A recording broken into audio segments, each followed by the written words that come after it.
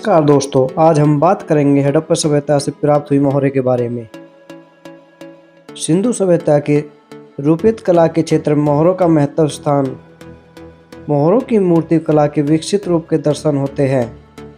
मोहरों का आकार जो मुख्य रूप से वे चौकोर और आयताकार है और मोहरों पर जो चिन्ह बनाए गए वे सब हाथी, गेंडा, बाघ की मूर्ति और पत्तियों, टहनियों आदियों का अत्यंत बारीकी से निर्माण किया गया है।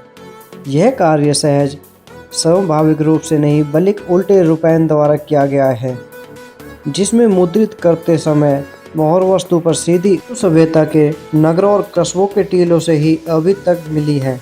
इनकी संख्या अब तक कुल मिलाकर 3000 से ऊपर पहुंच चुकी है। इनमें से लगभग 2040 अकेले मोहनजोदाड़ो से प्राप्त हुई है। लगभग 68% मोहरें मोहनजोदाड़ो से, 19% मोहरें हड़प्पा सभ्यता से प्राप्त हुई है। कुल मिलाकर केवल 13% से अन्य सभी मोहरें सभी स्थानों से मिली है, जैसे कि सिलखिड़ी की बनी हुई काचली मिट्टी, गोमोचट तथा मिट्टी की बनी हुई मोहरें भी मिली है। लोथल और देसलपुर से तांबे की बनी हुई मोहरें भी मिली है। सिंधु सभ्यता की आयताकार मोहरें अत्यंत छोटे आकार की है, जो 20 से 30 मिलीमीटर आकार की है, यानी कि आकार की है। इसमें से बहुसंख्यक मोहरें की अग्रभाग किसी पशु का अंकन तथा प्रत्येक पर संचित मुद्रा लेख उत्कीर्ण मिलता है, यानी कि इनग्रेविंग मिलता है। सिंधु सभ्यता की एक मोहर पर गलकंबल युक्त दिलदार वृषभ का अंकन है तथा छोटा सा मुद्रा लेख है। पृष्ठभाग में छेददार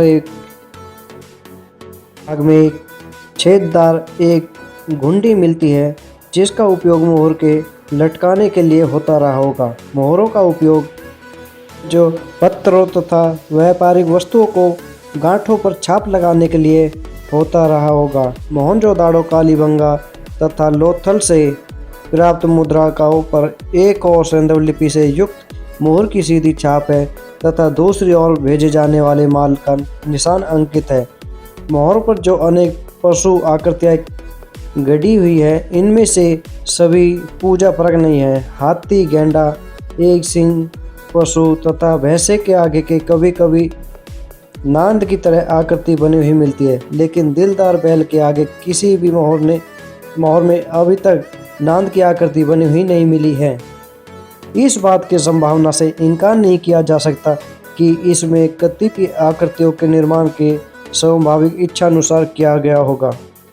इन मोहरों पर अंकित विशिष्ट आकृतियों का उल्लेख किया जा सकता है। एक मोहर पर 3 सिरों वाली एक संयुक्त पशु का अंकन है अंकित किया गया है, जिससे एक सिर का हिरण, मुख्य शरीर एक सींगी पशु का और तीसरा सिर मेढ़ा है, यानी कि तीसरा सिर मेढ़ा का है। मोहर में पशु से लड़ते हुए एक पशु मानव का दृश्य अंकित है, जिसमें चेहरा मनुष्य का है परंतु उसके खुर, सींग और पूंछ है। मोहनजोदाड़ो से प्राप्त पशुपति शिव की मोहर विशेष प्रसिद्ध है।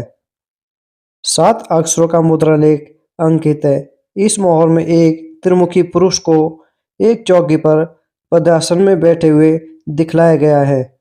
उसके सिर में सींग है तथा कलाई से कंधे तक उसकी दोनों भुजाएं चूड़ियों से लदी हुई है। उसमें दाहिने ओर एक हाथी तथा एक बाघ और बाएं में एक गेंडा, एक भैंसा खड़े हुए हैं। चौकी के नीचे 2 हिरण खड़े हुए हैं दिखलाए गए हैं, जिसमें से एक आकृति खंडित है। एक अन्य मोहर में नर एवं नारियों की कुल मिलाकर 7 आकृतियां अंकित है। मोहनजोदाड़ो और लोथल से नाव की आकृति अंकित एक मोहरें मिली है।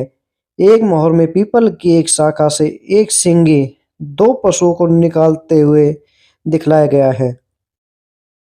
इस मूर्ति को देखिए दोस्तों, इस मूर्तियों को बंद सांचे में डालकर बनाई गई थी। मोहनजोदाड़ो के H4 क्षेत्र के एक घर से प्राप्त 14 सेंटीमीटर लंबी नर्तकी की कांच से मूर्ति विश्व विख्यात है। इस मूर्ति के पैरों के केवल नीचे के खंडित भाग को छोड़कर शेष भाग पूर्ण सुरक्षित है। बायां पैर कुछ आगे बढ़ा हुआ है, दाहिना पैर सीधा